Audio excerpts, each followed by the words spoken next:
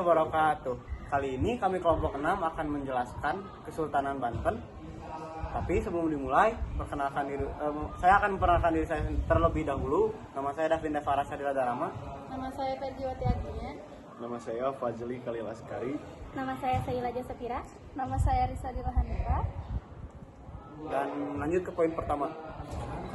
Yang ke-1 ada penjelasan umum tentang Kesultanan Banten.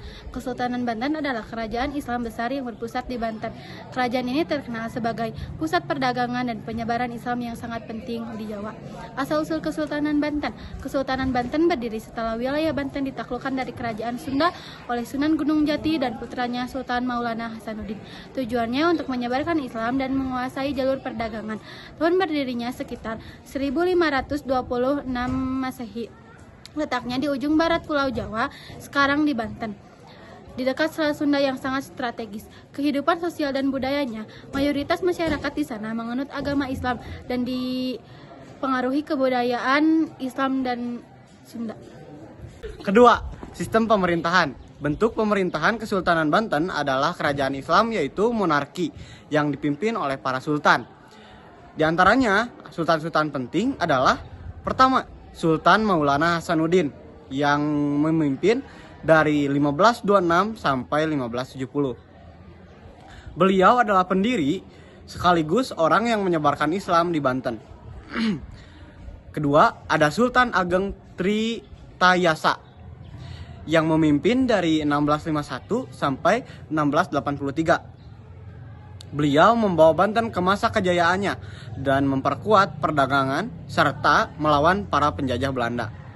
Ketiga, ada Sultan Haji yang memimpin dari 1683 sampai 1687. Beliau adalah orang yang bekerja sama dengan Belanda alias VOC dengan mendirikan kebijakan penting, yaitu mengembangkan pelabuhan, perdagangan internasional, serta menjalin hubungan dengan pedagang luar negeri.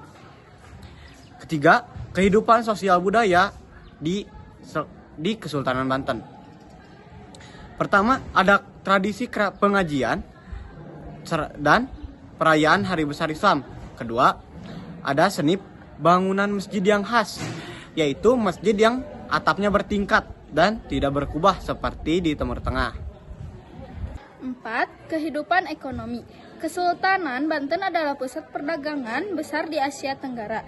Komoditas utama, lada komoditas unggulan rempah-rempah. Ciri ekonomi. Pelabuhan ramai didatangi pedagang dari Arab, India, Cina, dan Eropa. Letak strategis di jalur perdagangan internasional, tidak hanya bergantung pada pertanian. 2. Sistem pemerintahan. Yang ke-1, melawan monopoli dagang Belanda. Yang kedua, mempertahankan kerajaan. Lalu selanjutnya ada keruntuhan Kesultanan Banten. Penyebab keruntuhan Kesultanan Banten ada 3, yaitu diantaranya konflik internal antara Sultan Ageng Tirtayasa dan Sultan Haji. Yang kedua ada campur tangan VOC, dan yang terakhir ada politik adu domba Belanda. Akibatnya Banten kehilangan masa kejayaannya di abad ke-18. Selanjutnya ada peninggalan Kesultanan Banten. Yang pertama, Masjid Agung Banten yang dibangun pada masa Sultan Hasanuddin dan memiliki atap bertingkat atau ciri khas Indonesia dan menara seperti mercusuar. Yang kedua ada Keraton Surosowan. Keraton Surosowan ini adalah tempat tinggal para sultan dan kini tinggal berupa reruntuhan. C. Benteng Spelwies. Benteng Spelwies, benteng peninggalan Belanda dan bukti campur tangan VOC. D. Danau Tasikardi. Tasikardi, danau untuk kebutuhan air, kerajaan tempat rekreasi kerajaan, dan yang terakhir, seluruh peninggalan ini menjadi bukti bahwa kejayaan Kesultanan Banten sebagai pusat Islam dan perdagangan yang penting di masa lalu. Perempuan memakai kebaya warna putih dan kain batik khas Banten. Warna putih melambangkan kesucian dan kesopanan. Kebaya ini bisa dipakai untuk acara budaya dan adat. Pakaian laki-laki berwarna hitam dengan ikat kepala melambangkan keberanian dan kewibawaan masyarakat Banten. Sekian dari kelompok 6. Wassalamualaikum warahmatullahi wabarakatuh.